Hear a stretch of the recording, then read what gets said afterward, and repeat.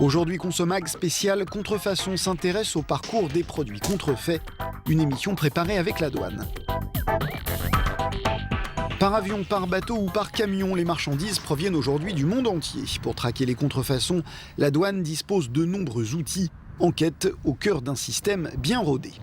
Nous commençons au Havre où 2,5 millions de conteneurs transitent chaque année. Jean-Claude Bulgubur dirige le pôle économique de la douane situé sur le port. Pour Consomag, il révèle le secret de l'inspection des conteneurs, une drôle de machine.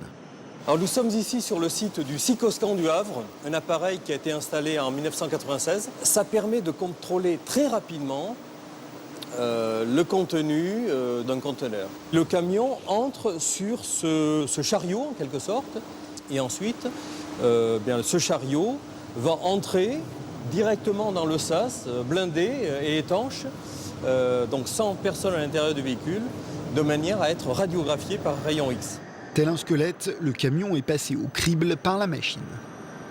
Si on nous déclare une seule marchandise et si l'image fait apparaître des densités différentes, on peut penser que des marchandises sont cachées à l'intérieur, souvent au fond du conteneur. Et là, on pourrait s'interroger sur la présence de marchandises non déclarées, voire de contrefaçon.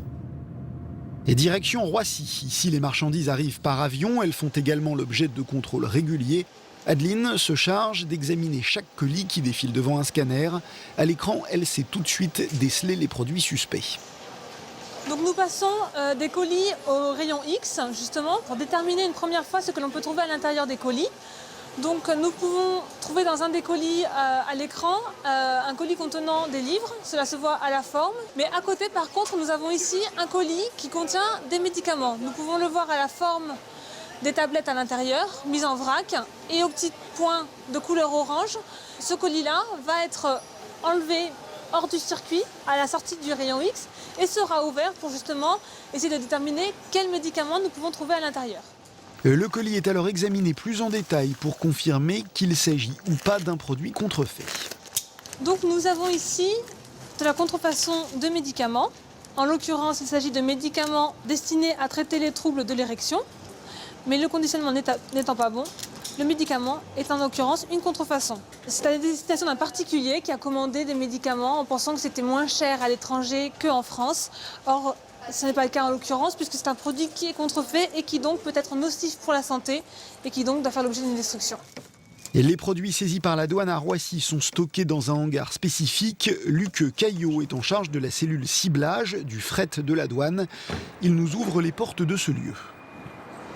Alors donc nous sommes dans un entrepôt sous douane à Roissy-Charles de Gaulle et donc nous allons pénétrer dans un local sécurisé où nous stockons une grande partie en fait de nos saisies ou d'affaires en cours, d'expéditions qui sont bloquées, notamment sur des affaires de contrefaçon dans des secteurs divers, notamment l'informatique, la téléphonie ou des médicaments. Et les contrefaçons saisies par la douane peuvent faire l'objet d'une procédure judiciaire si la marque copiée le décide. C'est à l'issue de cette procédure que la marchandise sera détruite. Retrouvez Consomag sur les sites conso.net et douane.gouv.fr.